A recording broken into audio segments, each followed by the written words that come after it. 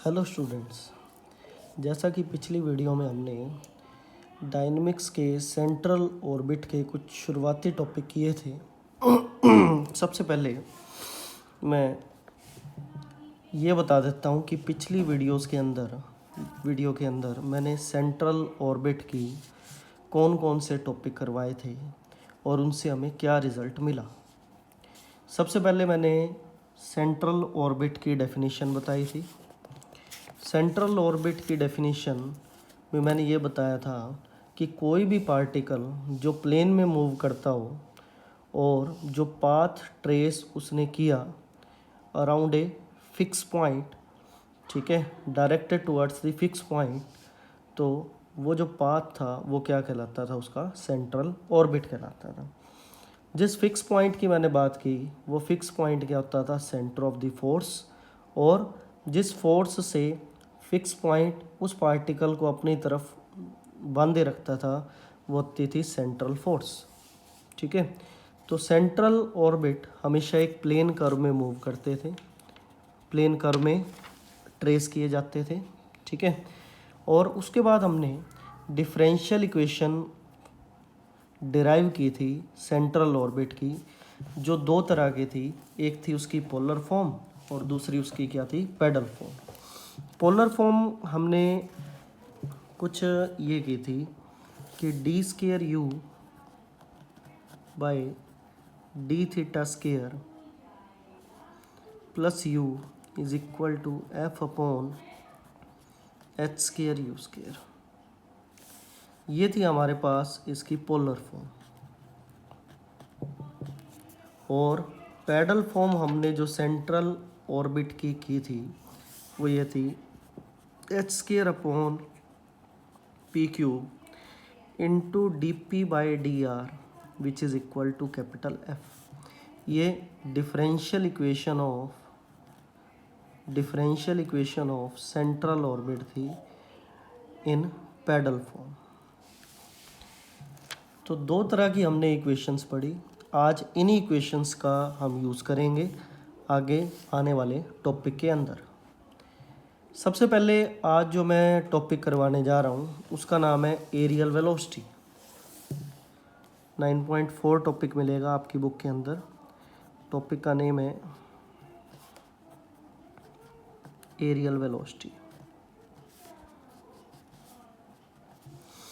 Areal velocity क्या होगी, सबसे पहले इसको डिफाइन करते हैं, फिर एरियल वेलोसिटी के कुछ टॉपिक भी करेंगे आज उस पर dependent. When A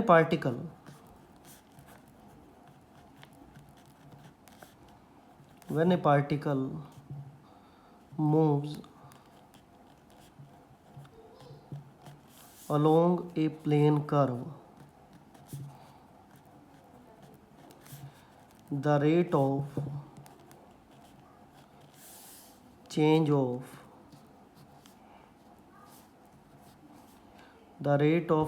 of the sectorial area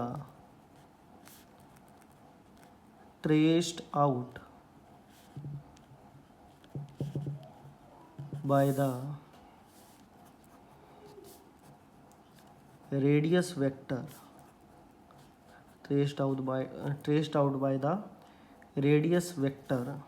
joining the particle to a fixed point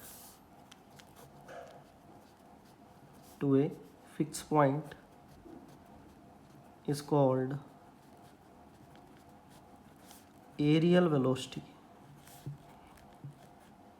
of the particle। इसमें ये कहना चाह रहा है कि कोई भी पार्टिकल जो प्लेन कर्व में मूव कर रहा है, rate of change of sectorial area, जो भी सेक्टोरियल एरिया उसने ट्रेस किया, ठीक है, with respect to time, is called areal velocity. मतलब जैसे सपोज करें, अगर इसको इजी लैंग्वेज में समझा जाए तो हम ऐसा कह सकते हैं कि अगर सपोज करें कि ओ कोई भी फिक्स पॉइंट है, ठीक है, ए एक्स जो है कोई भी इनिशियल लाइन है, ठीक है, और पार्टिकल जो है वो अपना पाथ ट्रेस कर रहे हैं, ठीक है, और सपोज करें किसी भी टाइम टी पे अगर वो पी पॉइंट पे पहुंचा हो जिसका पोजीशन वेक्टर अगर आर हो, ठीक है, और at a very short time अगर वो क्यू पे पहुंच जाए और उसके अंदर चेंज कितना आया, आर प्लस डेल्टा आर आया हो, ठीक है। तो अगर इनिशियल एंगल थीटा और change in angle delta theta हो तो जो इसने यहाँ से पी से लेके क्यू तक जो इसने रेडियस वेक्टर ने एरिया ट्रेस किया, सेक्टोरियल एरिया ट्रेस किया विद रिस्पेक्ट टू टाइम, उसे हम क्या कहेंगे, एरियल वेलोसिटी कहेंगे, ठीक है। तो ये एरियल वेलोसिटी रहेगी। अब एरियल वेलोसिटी का जो कंसेप्ट है इसके अंदर एक टॉपिक और जुड़ता है आगे, क्या कि जो एरियल वेलोसिटी है किसी भी सेंट्रल ऑर्बिट में वो हमेशा कांस्टेंट रहती है। इसको हमने प्रूव करना है, क्या कि areal velocity in every central orbit is constant, ठीक है। अगर इस ट्रायंगल की बात करें, area of O P Q, देखो वैसे तो ये सेक्टर है एक, ठीक है। तो मैं ये मान लेता हूँ नियरली इक्वल टू ये ट्रायंगल है, ट्रायंगल पी ओ क्यू, ठीक है। तो इसका एरिया अगर हम निकाल लें तो उसका फार्मूला आप पढ़ते हो, area of triangle P O Q का वो क्या होता है, half into adjacent sides O P O Q and sine of angle between them, sine of angle of the adjacent sides, adjacent sides कौन सी है, ओ पी और O Q, ठीक है। और बीच में एंगल कौन सा है, डेल्टा थीटा, ठीक है, साइन ऑफ डेल्टा थीटा, ठीक है। जैसा कि बात जानते हो कि ओ पी क्या है हमारे पास आर और ओ क्यू क्या है R plus delta R sine delta theta, ठीक है। ये एक तरह का सेक्टोरियल एरिया है ये कह सकते हो, जिसको nearly equal to the triangle लेकर चलो, ठीक है। तो हमने एरियल वेलोसिटी में क्या सीखा कि जो sectorial area with respect to time areal velocity होती है, ठीक है। अगर इसको मैं विद रिस्पेक्ट टू टाइम देखूँ तो वो क्या बन जाएगा, उसकी एरियल वेलोसिटी बन जाएगी। मतलब तो हमारे पास एरियल वेलोसिटी क्या है, areal velocity,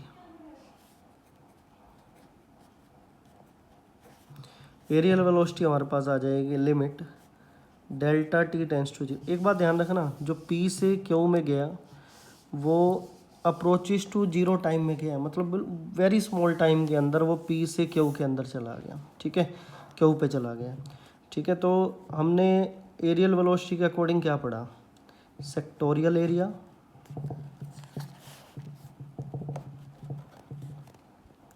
O P Q divide by time taken, ठीक है। In a very short time अगर वो पी से क्यू पे गया हो तो इसलिए मैंने जो टाइम टेकन है वो मैंने डेल्टा टी लेट किया, ठीक है। तो limit delta T tends to zero, sectorial area हमारे पास क्या है, half are are plus delta are into में sine delta theta divide by delta T, ठीक है। अगर इसको प्रोडक्ट करें तो एक बात और ध्यान रखें, जो ये थीटा है वो इनिशियल एंगल था और जो डेल्टा थीटा है in a very small angle, ठीक है ना, वेरी स्मॉल एंगल है, तो sine delta theta approximate delta theta हो जाएगा, ठीक है। तो limit delta T tends to zero में जो वैल्यू बनेगी वो ये बनेगी, half are are plus delta are into में delta theta divide by delta T, ठीक है। या इसको ऐसा भी लिख सकते हैं हम, वैल्यू सोल्व करें तो limit delta T tends to zero, delta T tends to zero half are R delta R sorry half delta theta delta are into delta theta divide by delta T. हाँ जी, डेल्टा थीटा small है, डेल्टा आर भी स्मॉल है, तो इसकी जो प्रोडक्ट है और भी ज़्यादा स्मॉल हो जाएगी, ठीक है। तो एक काम करें, इसको हम नेगलेक्ट कर देते हैं, ठीक है, जिससे वैल्यू क्या रहेगी, जिससे वैल्यू हमारे पास रहेगी ये वाली, क्या हमारे पास वैल्यू ये रहेगी, half limit delta T tends to 0 R square delta theta divide by delta T. ठीक है, डेल्टा टी अप्रोचेस टू 0 जब इस पे यूज़ करेंगे तो वैल्यू हमारे पास क्या आ जाएगी, 1/2 R square D theta by D T. ठीक है, तो इसके बाद हाँ जी, यहाँ तक जो मैंने बताया एरियल वेलोसिटी के कंसेप्ट में मैं कैलकुलेशन कर रहा हूँ। और एक चीज़ और, R square delta theta D theta by D T, ये मैंने पिछली वीडियो के अंदर ये इसका रिज़ल्ट मैंने बताया था। ठीक है, जो ये ऐसा होता था, R square D theta by D T equal to H, मैंने ये पोलर फॉर्म के अंदर बताया था। ठीक है, जब पोलर फॉर्म में डिराइव कर रहा था, तो इसकी जो वैल्यू है वो एच हो जाएगी, विच इज़ h/2 हो जाएगा। h इसमें कांस्टेंट वेक्टर था, 2 भी कांस्टेंट है, तो ये सारी की सारी वैल्यू क्या होगी, कांस्टेंट होगी। तो ऑब्वियस सी बात है, ये जो कंसेप्ट हम पढ़ रहे थे किसका था, शुरुआत हमने इसकी किससे की थी, एरियल वेलोसिटी से, और ये जो रिजल्ट बन रहा है वो किसका बन रहा है, एरियल वेलोसिटी का। तो हम क्या कह सकते हैं कि rate of change of sectorial area is constant which is h/2, या फिर हम ये कहेंगे कि जो एरियल वेलोसिटी है वो ऑलवेज कांस्टेंट रहेगी। ठीक है, so the rate of change of sectorial area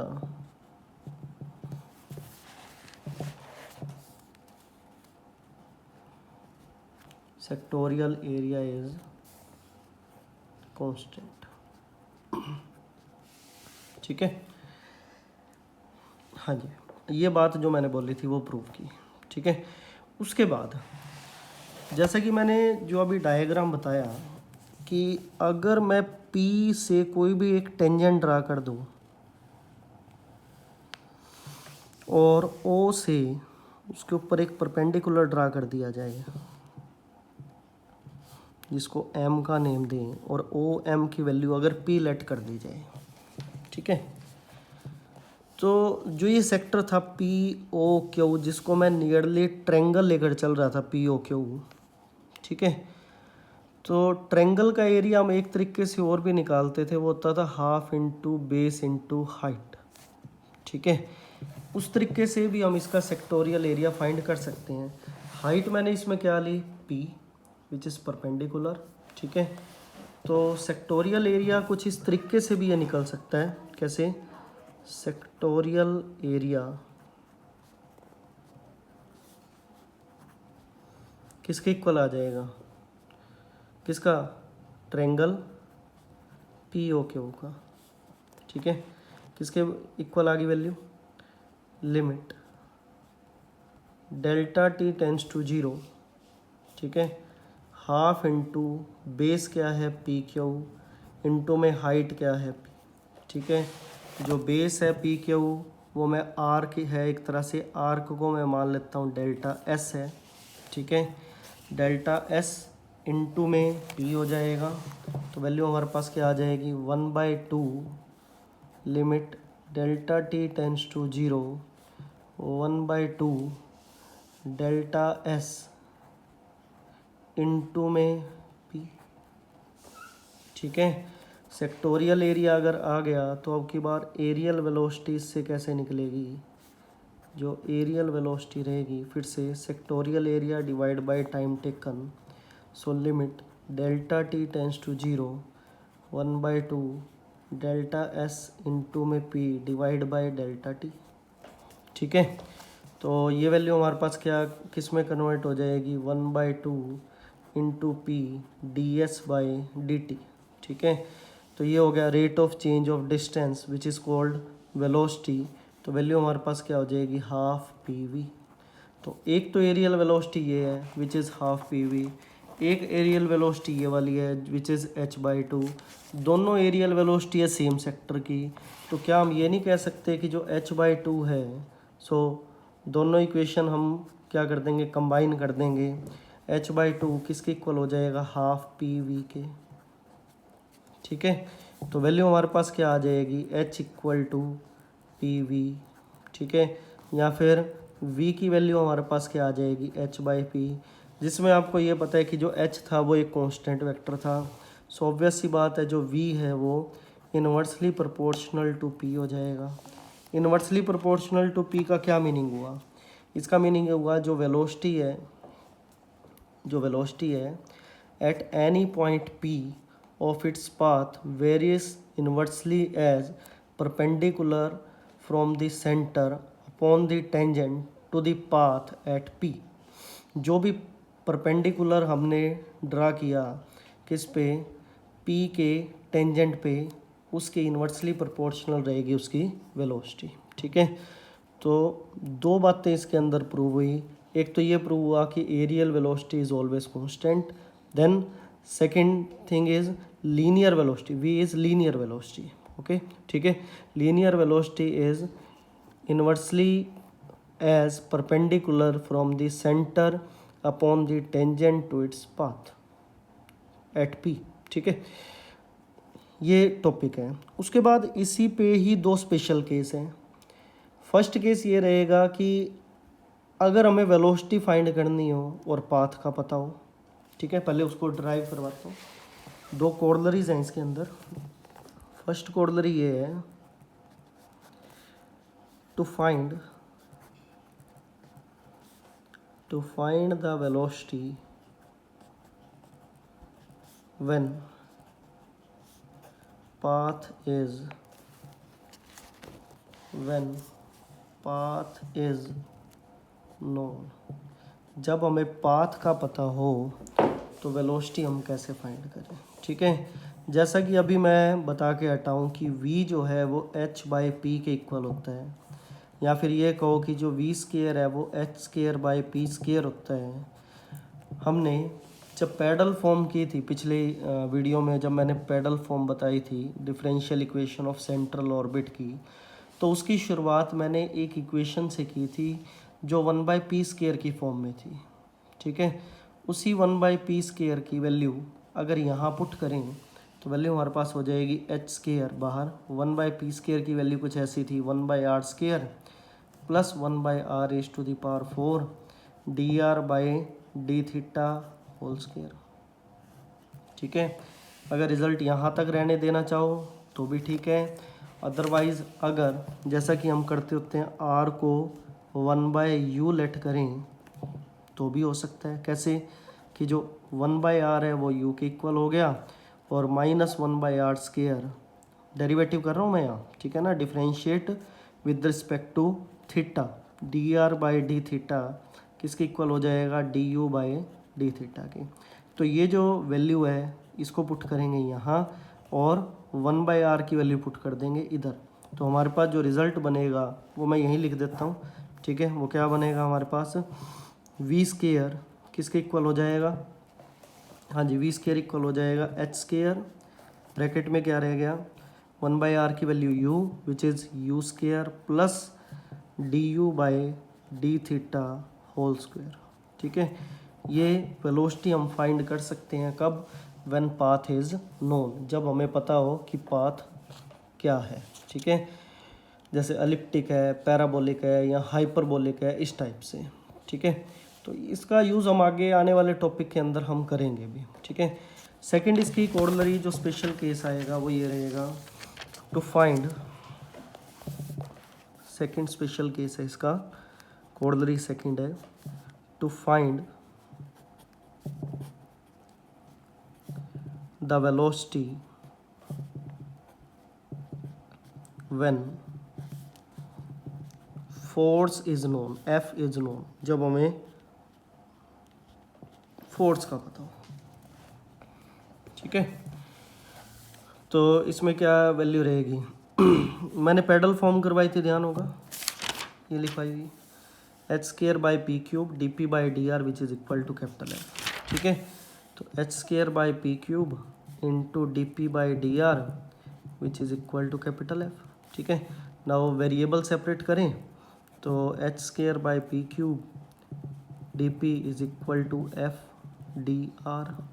ठीक है, now integrate both side, value क्या हो जाएगी, वैल्यू बन जाएगी -1/2 H square by P square integration F D R plus some constant.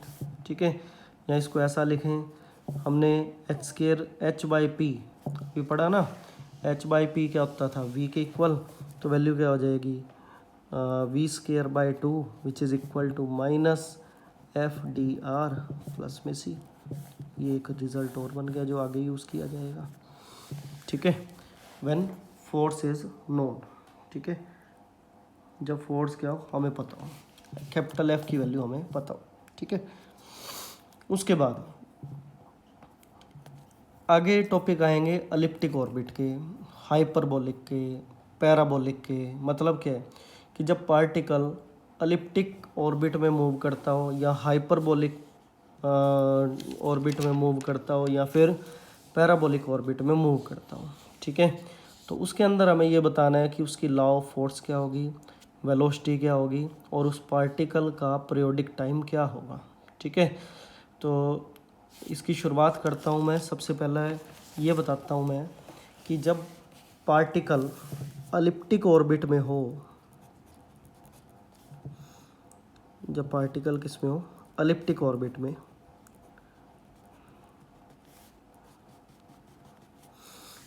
तो उसकी वेलोसिटी, उसका पीरियोडिक टाइम और उसका लॉ ऑफ फोर्स क्या रहेगा। ठीक है, लॉ ऑफ फोर्स से क्या मीनिंग है ये भी मैं बता देता हूँ। फर्स्ट मैं केस लॉ ऑफ फोर्स का ही उठाऊंगा। ठीक है, तो फर्स्ट केस हम उठा रहे हैं इसका law of force. Law of force में ये होता है कि कैपिटल एफ जो है वो आर और कैपिटल एफ में रिलेशन क्या है उसके बारे में हमें बताना होता है। ठीक है, तो एलिप्टिक के लिए क्या रहेगा, एक एलिप्टिक के लिए इसकी पोलर फॉर्म आती है, वो ये होती है L/R is equal to 1 plus E cos theta. ध्यान रखना, अगर एलिप्टिक है ई क्या इसमें एसेंट्रिसिटी, तो ई ऑब्वियस सी बात है <1 है।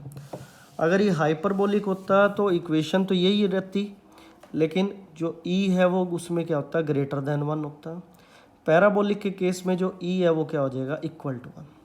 ठीक है, तो मैंने जो यूज़ करनी है इक्वेशन, मैंने ये इक्वेशन यूज़ करनी है डिफरेंशियल इक्वेशन जो मैंने पिछले लेक्चर में मैंने बताई थी, D square you by D theta square plus U is equal to F upon H square you square, जिसमें मुझे ज़रूरत क्या क्या है मैं उसी हिसाब से लिखता जाता हूँ।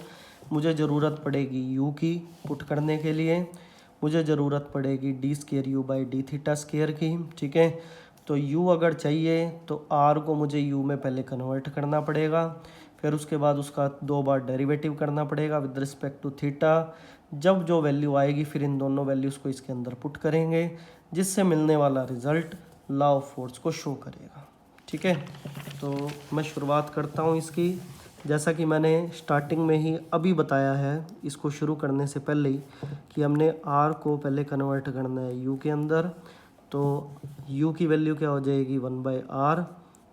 ठीक है, तो पुट कर देते हैं डायरेक्ट। ठीक है, यहाँ वैल्यू क्या आ गई LU is equal to 1 plus E cos theta, या फिर u हमारे पास क्या हो जाएगा 1 plus E cos theta divide by L.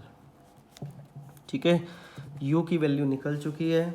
उसके बाद जैसा कि मैंने इक्वेशन के अकॉर्डिंग बताया था इसका 2 बार डेरिवेटिव हमें चाहिए होगा, तो d you by D theta फिर d square you by D theta square. ठीक है, उसको और फाइंड कर लेंगे।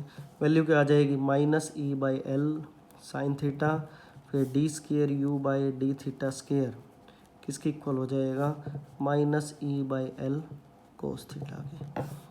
ठीक है, इसको पुट कर देते हैं। इक्वेशन हमारे पास क्या थी जैसा कि आप सभी जानते ही हैं, D square you by D theta square plus U is equal to F upon H square you square. Value put करें यहाँ, तो वैल्यू क्या होगी -e/l cos theta plus U की वैल्यू क्या है 1 plus E cos theta divide by L which is equal to F upon H square you square. ठीक है। तो इसको सोल्व करें अगर, तो सोल्व करने पर वैल्यू हमारे पास क्या बनेगी, F upon H square you square किसके इक्वल हो जाएगा। मैं इक्वेशन दोबारा लिखता हूँ एक बार, ठीक है। इक्वेशन ये थी minus E cos theta divide by L plus 1 plus E cos theta divide by L. देखो अगर इसको मैं अलग अलग कर दूँ, 1 by L plus E cos theta by L, तो ये कैंसिल हो जाएंगे, ठीक है। वैल्यू पता है क्या बचेगी, F upon H square you square which is equal to 1 by L. तो कैपिटल एफ हमारे पास क्या आ जाएगा, कैपिटल एफ आ जाएगा हमारे पास h square you square divide by l. मैं वेरिएबल नहीं बता पाया, वेरिएबल बता देता हूँ जो इसके अंदर इक्वेशन में मैंने यूज़ किए थे। इसमें एल है semi latus rectum, R radius vector, E eccentricity और थीटा जानते हो एंगल रहेगा, ठीक है। तो एल क्या इसमें semi latus rectum which is constant, ठीक है।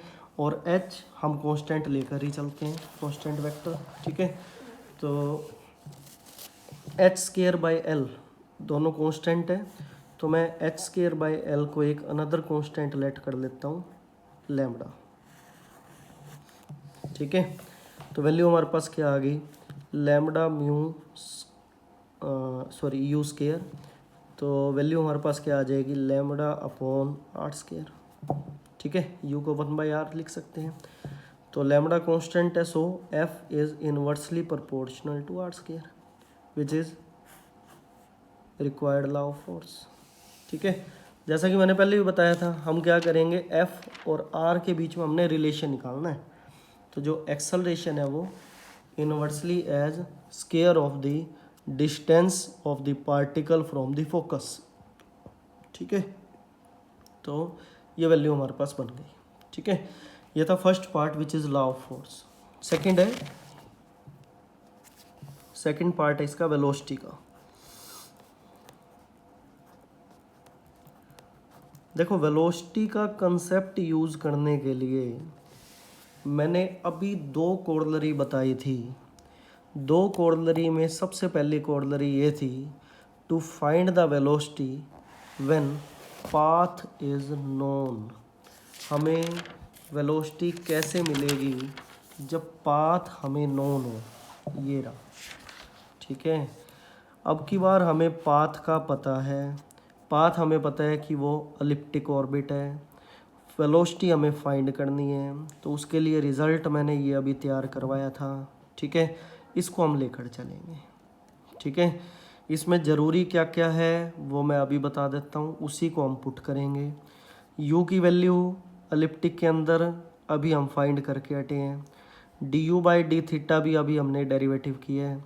दोनों वैल्यूज़ हमारे पास हैं और दोनों वैल्यूज़ को बस अब पुट करना है, ठीक है, वेलोसिटी फाइंड करने के लिए। देखिए वेलोसिटी के लिए मैं अब फार्मूला लगा रहा हूँ, V square equal to H square D you by D theta whole square plus U square,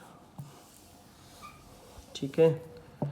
तो वैल्यू हमारे पास क्या आ जाएगी, H square D you by D theta भी मैंने फाइंड किया which is minus E by L sine theta, और यू की वैल्यू क्या है, 1 plus E cos theta divide by L, ठीक है। तो दोनों को हम पुट करने लगे हैं, दोनों को पुट करें तो वैल्यू हमारे पास क्या आई, minus e sine theta divide by l whole square plus 1 plus E cos theta divide by l whole square, ठीक है। तो सोल्व करें तो वैल्यू क्या बनेगी, पहले सोल्व कर लेते हैं। एल स्केयर कॉमन आ गया, उसको बाहर लिख लेते हैं, ठीक है। वैल्यू क्या हो जाएगी, H square upon l square, ठीक है। तो हमारे पास रिजल्ट क्या बना, e square sine square theta 1 plus e square cos square theta plus 2 e cos theta, ठीक है। यहाँ से ई स्केयर कॉमन आ जाएगा, तो साइन स्केयर कोस स्केयर 1 हो गया।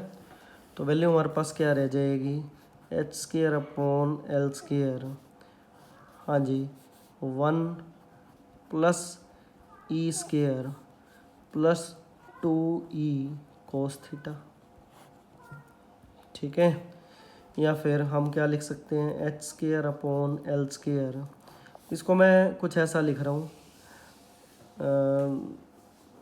इसको ऐसा लिख रहे हैं कुछ 2 प्लस 2e कोस थीटा। ठीक है, माइनस 1 माइनस ई स्केयर। इस स्टेप को ध्यान से देख लेना जो मैंने लिखा है। ऐसा इसलिए लिख रहा हूँ मैं क्योंकि अभी हमने पढ़ा कि H square by L lambda है। ठीक है, मैं क्या करने लगा हूँ, इस जो मैं ये सर्कल किया हुआ है इसकी वैल्यू मैं यहाँ पे पुट करने लगा हूँ। H square by L lambda है तो एल स्केयर है ना यहाँ, तो वैल्यू क्या हो जाएगी, लैम्डा बाय एल हो जाएगी। ठीक है, और जो इसमें एक सिंगल एल बच गया वो मैं यहाँ मतलब इससे डिवाइड कर रहा हूँ, 1 plus E cos theta divide by L, इस तरीके से। ठीक है, -1 minus E square upon L, इस एल को मैं इस ब्रैकेट में ले गया था कंप्लीट। ठीक है, जिसमें कि ये वैल्यू, ये जो ब्रैकेट है ये यू है, ये देखिए। ठीक है, ये वैल्यू किसकी है, यू की। ठीक है, तो हमारे पास क्या आ गया, 2u माइनस, एलिप्टिक का टॉपिक कर रहे हैं तो एलिप्टिक के कुछ फार्मूलाज भी पता होने चाहिए जो इसमें यूज़ होने वाले हैं अब। ठीक है, एल जो है वो सेमी लेटस रेक्टम है, वैसे तो लेटस रेक्टम होता था 2b स्केयर बाय ए। ठीक है, सेमी लेटस रेक्टम के लिए एल क्या हो जाएगा, only b square by a. ठीक है, और एक फार्मूला और पढ़ते थे, वो क्या होता था, ए स्केयर और 1 minus E square equal to B square. ठीक है, या फिर 1 minus E square equal to B square upon A square, ये बन जाएगा। ठीक है, तो हमारे पास दोनों वैल्यूज़ हैं, दोनों को पुट कर देते हैं। क्या बना, b square upon A square upon b square upon a. ठीक है, ये वैल्यू से कैंसिल, ए से ए कैंसिल, वैल्यू हमारे पास क्या बच गई, लैम्डा, इसको आर में कन्वर्ट कर दो, 2 upon r minus 1 by A.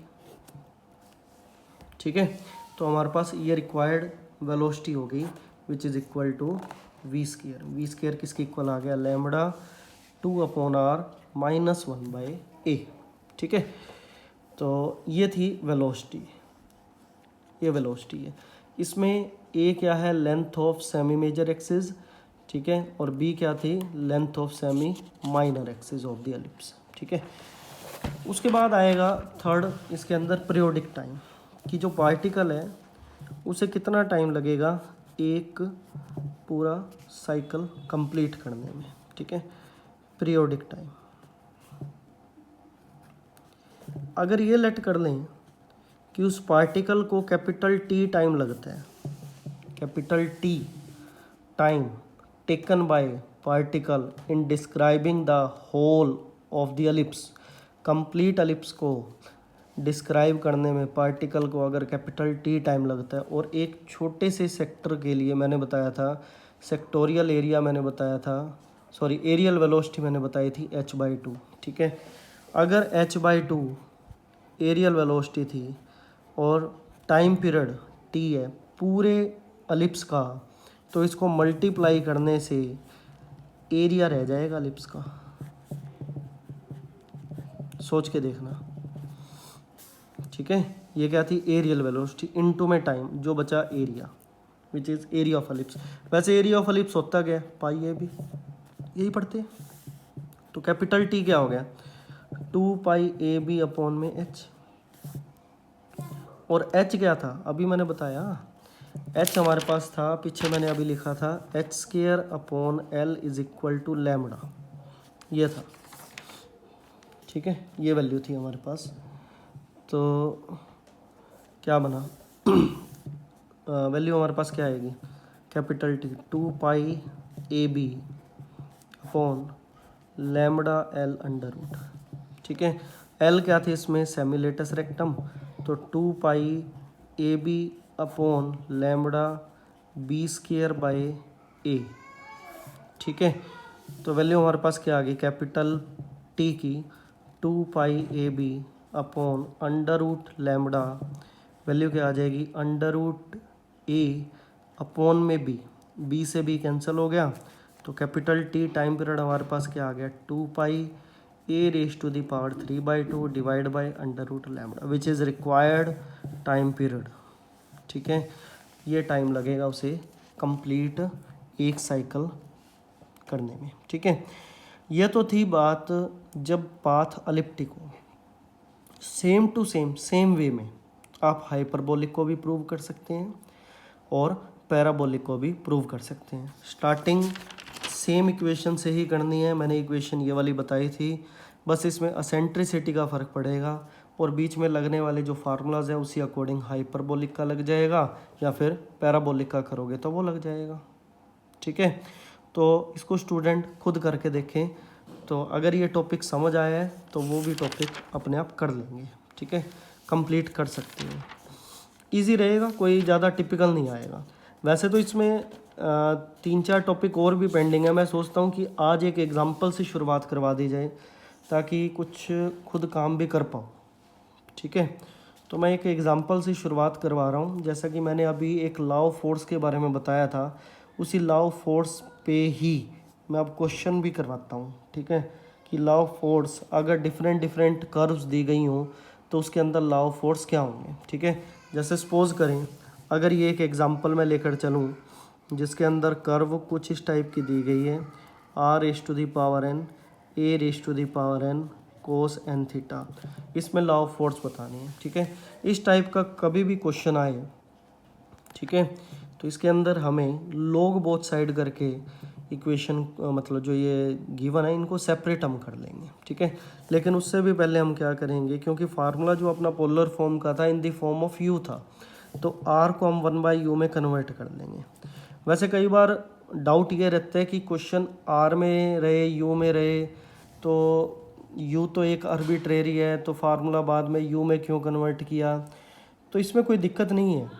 Formula r में कन्वर्ट होता तो भी कोई दिक्कत नहीं थी, फार्मूला u में कन्वर्ट हो गया तो भी कोई दिक्कत नहीं। अगर फार्मूला अगर u में है तो इक्वेशन को सिंपली हमने r को 1/u में कन्वर्ट करके फार्मूले के अंदर पुट करना पड़ेगा, तो उसमें भी कोई दिक्कत नहीं आएगी। बस सिंप्लीफिकेशन थोड़ी सी थोड़ा ईजिली सिंप्लीफाई हो जाता है। ठीक है, तो यहाँ अगर वैल्यू पुट करें तो वैल्यू क्या हो जाएगी 1/u⁴n equal to a⁴n cos n theta.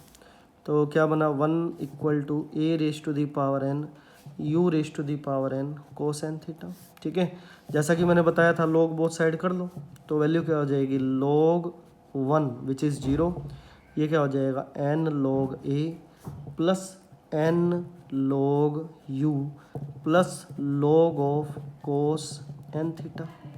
ठीक है, log 1 0 हो गया, तो वैल्यू हमारे पास क्या आ गई n log a plus n log u plus log cos of n theta which is equal to 0। ठीक है, नाउ डिफरेंशिएट बोथ साइड क्यों करेंगे, उसका रीज़न भी पता होना चाहिए। कैसे, हमें क्या क्या चाहिए d² चाहिए, तो उसके लिए तो डेरिवेटिव करना पड़ेगा। ठीक है, तो differentiate with respect to theta, क्या वैल्यू बनी, ये 0 हो जाएगा प्लस n/u और u का हो गया du/d ठीक है, इसका क्या हो जाएगा 1/cos n थीटा और cos का हो गया minus sine n theta into में n। ठीक है, which is equal to 0। n जो है वो एलिमिनेट हो जाएगा, तो यहाँ से हमें du/d की जो वैल्यू मिलेगी वो ये मिलेगी du/d हो जाएगा u टेंजेंट n थीटा। ठीक है, इसके बाद क्या करें, इसका सेकंड डेरिवेटिव, जैसा कि हमें du/d क्या मिला, हाँ जी du/d हमें मिल चुका है u टेंजेंट n थीटा। ठीक है, तो d²u/d थीटा स्क्वायर करो डेरिवेटिव अगेन, क्या वैल्यू बनी क्या लिखोगे, बाई पार्ट्स करेंगे ना इसका, ठीक है। यू एज इट इज़, 10 का क्या हो जाएगा secant square N theta into N, plus U का क्या होगा D you by D theta 10 N theta as it is, ठीक है। और D you by D theta की वैल्यू क्या थी, ये रही यू 10 एन थीटा, तो D square U upon D theta square किसके इक्वल हो गया N you secant square N theta plus you 10 N theta into में 10 एन थीटा एक पड़ा ही था तो वो स्केयर हो गया, ठीक है। हाँ जी, यहाँ तक। उसके बाद क्या रहेगा, इसको सोल्व कर हमें वैल्यू मिल गई ना ये, ठीक है। तो क्या करें, इक्वेशन क्या होती थी, D square U upon D theta square plus U is equal to F upon H square you square, ठीक है। एक काम करें, इस वैल्यू को अब यहाँ डायरेक्ट पुट कर देते हैं, ठीक है। वैल्यू क्या बनी n you secant square N theta plus you 10 square N theta plus में u is equal to F upon H square you square, ठीक है। तो यहाँ से अगर हम देखें तो यहाँ से u कॉमन आ गया, वैल्यू हमारे पास क्या बन गई N you secant square N theta, u common आने के बाद ब्रैकेट में रह गया 10 स्केयर एन थीटा प्लस में 1 which is equal to F upon H square you square, ठीक है। तो 10 स्केयर एन थीटा प्लस 1 क्या बन गया सीकेंड स्केयर एन थीटा, तो N you secant square N theta plus U secant square N theta which is equal to F upon H square you square, ठीक है।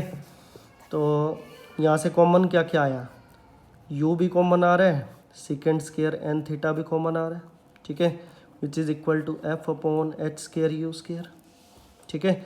तो हमारी इक्वेशन की जो शुरुआत हुई थी वो यहाँ से हुई थी,